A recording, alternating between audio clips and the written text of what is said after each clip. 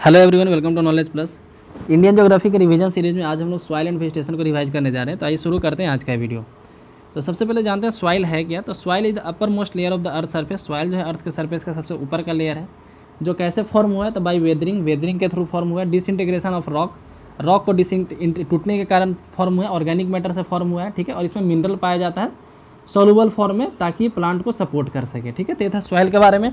The process of soil formation is called paedogenesis. तो soil formation के process को हम लोग पेडोजेनेसिस बोलते हैं, जो काफ़ी एक कॉम्प्लेक्स प्रोसेस है, very complex and largely depend on the nature of parent rock. और पेडोजेनेसिस जो है मतलब सॉइल फॉर्मेशन का जो प्रोसेस है पेरेंट रॉक पर डिपेंड करता है, ठीक है। वहाँ के रिलीफ फीचर, क्लाइमेटिक कंडीशन पर डिपेंड करता है, नेचुरल वेजिटेशन और आदमी की एक्टिविटी पे डिपेंड करता है। तो देखिए किस किस बात पे डिपेंड करता है मिट्टी का बनना। सबसे पहले पेरेंट रॉक के नेचर पे, यानी कि उसका जो पत्थर, जिस पत्थर से बना वो कैसा है। वहाँ का रिलीफ फीचर मतलब कि समतल इलाका है, पहाड़ी इलाका है। क्लाइमेटिक कंडीशन, वहाँ का नेचुरल वेजिटेशन, आदमी का एक्टिविटी, ठीक है। और कौन कौन सा स्टेज से वो पास कर रहा है, इन सभी बातों पे सॉइल का फॉर्मेशन डिपेंड करता है। Horizontal layer of soil called horizon. तो सॉइल को इस तरीके से यदि बांटा जाए तो उसको हम लोग हॉरिजॉन बोलते हैं। And the vertical cross section of soil is called soil profile. और वर्टिकल क्रॉस सेक्शन को हम लोग सॉइल प्रोफाइल बोलते हैं, ठीक है। In the soil profile generally the lowest horizon is found by bed rock. तो सॉइल प्रोफाइल में यदि देखा जाए तो सबसे लोवेस्ट वाला जो हॉरिजॉन होता है, सबसे नीचे का जो हॉरिजॉन होता है वो बेड रॉक का बना होता है, मतलब बड़ा बड़ा पत्थर का बना होता है। पेरेंट रॉक उसमें होते हैं। उसके ऊपर डी हॉरिजॉन होता है, over which D horizon is found. उसके ऊपर डी हॉरिजॉन होता है, where accumulation of fresh parent material is found. तो यहाँ पे उसी में मतलब कि पेरेंट रॉक का ही हल्का छोटा छोटा टुकड़ा वहाँ पे पाया जाता है। उसके ऊपर सी हॉरिजॉन होता है, जहाँ पे वेदर्ड पेरेंट मटेरियल और भी छोटा टूटा हुआ मटेरियल होता है, मतलब कि रॉक का ही।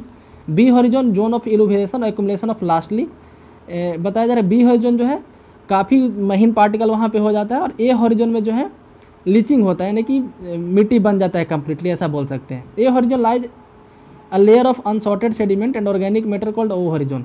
ए हॉरिजॉन के ऊपर जो है ओ हॉरिजॉन होता है, जिसमें ह्यूमस और भी डिफरेंट मिनरल पाया जाता है। A horizon is rich in organic matter and support life. हम लोग को जो देखते हैं, हम लोग जो नॉर्मली देखा मिट्टी हम लोग देखते हैं वो ओ हॉरिजॉन होता है। नेक्स्ट है, यहाँ पे देख सकते हैं on the basis of origin physiographic character ICAR। Physiographic character के आधार पे या ऑरिजिन के आधार पे ICAR जो है Indian council of agriculture research Indian soil को क्लासिफाई करता है 7 मेजर ग्रुप में, 7 ग्रुप में। इन डिक्रीजिंग ऑर्डर देयर, तो सबसे ज़्यादा कौन है, एलुवियम सॉइल है, 43% इंडिया में एलुवियम सॉइल है। उसके बाद रेड सॉइल है, उसके बाद black soil, laterite soil, mountain soil, desert soil और पीट सॉइल, ठीक है। ये 7 क्वांटिटी में मतलब 7 टाइप में ICAR के द्वारा बांटा गया है, ठीक है। About 4 million hectare lies under the snow and glacier. India का लगभग 4 मिलियन हेक्टेयर जो है ग्लेशियर के नीचे पाया जाता है, मतलब बर्फ़ के नीचे पाया जाता है। नेक्स्ट देखते हैं एलुवियम सॉइल के बारे में। It covers 142.5 million hectare of total land area. India का जितना लैंड एरिया उसका 142.5 मिलियन हेक्टेयर जो है एलुवियल सॉइल है। ये पोटास में रिच है, phosphoric acid, lime, organic matter वगैरह में रिच है, लेकिन इसमें नाइट्रोजन और ह्यूमस काफ़ी कम होता है। रेड सॉइल की बात करें तो red soil in India cover 61 million hectare. India में रेड सॉइल जो है 61 मिलियन हेक्टेयर कवर करता है टोटल लैंड सरफेस एरिया का। Red soil lying on the periphery of peninsular प्लेटू। तो पेनिनसुलर प्लेटू जो है उसका किनारे वाले इलाके में पाया जाता है और इसमें मॉइस्चर ज़्यादा नहीं होता है। ब्लैक सॉइल जो है 49.8 मिलियन हेक्टेयर में पाया जाता है। तो आप देख सकते हैं सबसे ज़्यादा जो एलुवियम है और सेकंड पे रेड, थर्ड पे ब्लैक सॉइल है। ब्लैक कलर है, ब्लैक क्यों है, तो क्योंकि इसमें मैग्नेटाइट या फिर आयरन का कुछ पार्टिकल पाया जाता है जो इसके पेरेंट रॉक से ही है, ठीक है। ये कॉटन कल्टीवेशन के लिए काफ़ी सुटेबल होता है, क्योंकि इसमें कैल्शियम, पोटास और मैग्नीशियम काफ़ी ज़्यादा मात्रा में पाया जाता है। कौन कौन, तो कैल्शियम, पोटास और मैग्नीशियम ब्लैक सॉइल में। लेटराइट सॉइल क्या है, तो in India covers 12.2 million hectare. इसमें 12.2 मिलियन हेक्टेयर इंडिया का लगभग लेटराइट सॉइल है। और ये कैसे फॉर्म होता है, तो in the form the area of high temperature, जहाँ पे टेम्परेचर ज़्यादा होता है, ज़्यादा रेनफॉल होता है, ठीक है। And alternate wet and dry period, और मतलब कि वेट और ड्राई पीरियड अल्टरनेट वे में आता है, तो वहाँ पे इसका फॉर्मेशन होता है। इसमें NPK यानी तीनों एलिमेंट जो होता है, N for nitrogen, P for phosphorus और K फॉर कैल्शियम जो है, तीनों यहाँ पे K फॉर पोटेशियम, ये तीनों इसमें कम रहता है। और these are low in NPK, lime and magnesium characterize excessive leaching of silica. और इसमें सिलिका और आयरन काफ़ी ज़्यादा पाया जाता है, इसलिए तो लेटराइट सॉइल का ये फंक्शन था। Next सेलाइन and alkaline soil in India occurs in arid and semi arid region. Saline soil mainly पाया जाता है गुजरात के रेन ऑफ कच्छ वाले इलाके में या फिर राजस्थान वाले इलाके में, ठीक है। तो मतलब एरिड यानी कि सूखा और सेमी एरिड रीजन में पाया जाता है, जहाँ पे पानी जो है काफ़ी कम होता है या फिर वाटर हमेशा जो जमा रहता है in waterlogged and swampy areas.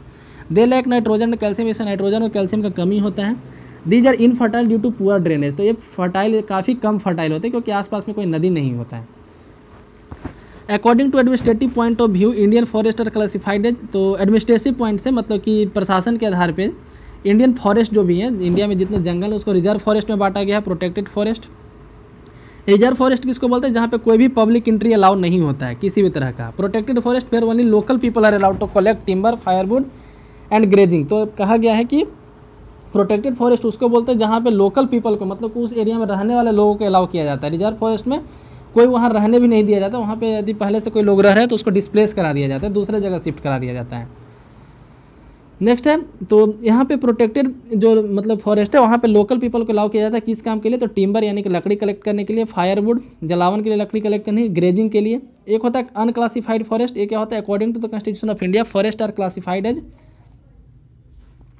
State forest. तो यहाँ पे पहले देखिए एडमिनिस्ट्रेशन पॉइंट से रिजर्व फॉरेस्ट, प्रोटेक्टेड फॉरेस्ट और अनक्लासिफाइड फॉरेस्ट, ठीक है। अनक्लासिफाइड मतलब जिसमें कोई इस तरह का लिमिट रेस्ट्रिक्शन वगैरह नहीं है। अब कॉन्स्टिट्यूशन ऑफ इंडिया के आधार पे फॉरेस्ट को कैसे क्लासिफाई किया गया है, तो स्टेट फॉरेस्ट जो डायरेक्टली स्टेट गवर्नमेंट के अंदर में, सेंट्रल या स्टेट गवर्नमेंट के अंदर में है, ठीक है। स्टेट कहने का मतलब यहाँ पे सरकार के अंदर में है। कम्युनल फॉरेस्ट तो जो कम्युनिटी के अंदर में, जैसे किसी पंचायत का या म्यूनिसिपैलिटी को बिलोंग करता है। प्राइवेट फॉरेस्ट यानी कि जो आदमी अपने ज़मीन पे यदि कोई जंगल बनाए हुए हैं, मतलब पेड़ पौधा रोपे हुए हैं ज़्यादा हाई डेंसिटी का, तो उसको हम लोग प्राइवेट फॉरेस्ट के नाम से जानेंगे। On the basis of physiographical, यदि फिजियोग्राफी के रीजन पे बांटे, मतलब ज़मीन के आधार पे किस रीजन में पाया जाता है उसके आधार पे, तो 5 रीजन में बांटा गया है। कौन कौन, ट्रॉपिकल यानी जो ट्रॉपिक ऑफ कैंसर के पास है, सब ट्रॉपिकल उसके हल्का ऊपर, टेम्परेट फॉरेस्ट, अल्पाइन फॉरेस्ट और अदर फॉरेस्ट यहाँ पे देखा गया। अदर फॉरेस्ट में आता है टैगा, टुंड्रा वगैरह आता है जो हिमालय वाले एरिया में पाया जाता है।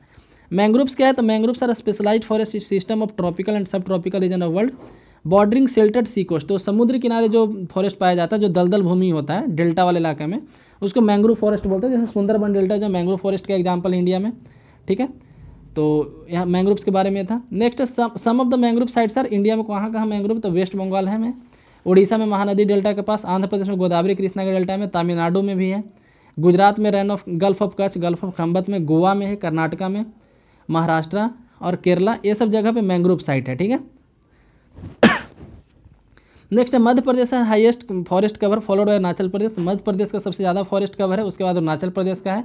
और परसेंटेज में देखा जाए तो मिजोरम सबसे ज़्यादा, जैसे एरिया में देखा जाए तो मध्य प्रदेश जो सबसे ज़्यादा फॉरेस्ट रखता है, लेकिन यदि परसेंटेज में देखा जाए तो मिजोरम का लगभग 90% जो है फॉरेस्ट ही है, ठीक है। उसके बाद यूनियन टेरिटरी में देखें तो लक्षद्वीप है। Mangrove cover is increase due to plantation and protection in Gujarat. Gujarat में मैंग्रोव कवर बढ़ा है, वो यहाँ पे बताया गया है।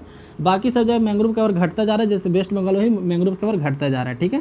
तो ये था इस लेक्चर से, हम लोग इंडिया सॉइल और वेजिटेशन के बारे में पढ़ें। तो यदि वीडियो पसंद आए तो लाइक करें, चैनल को सब्सक्राइब करें। धन्यवाद।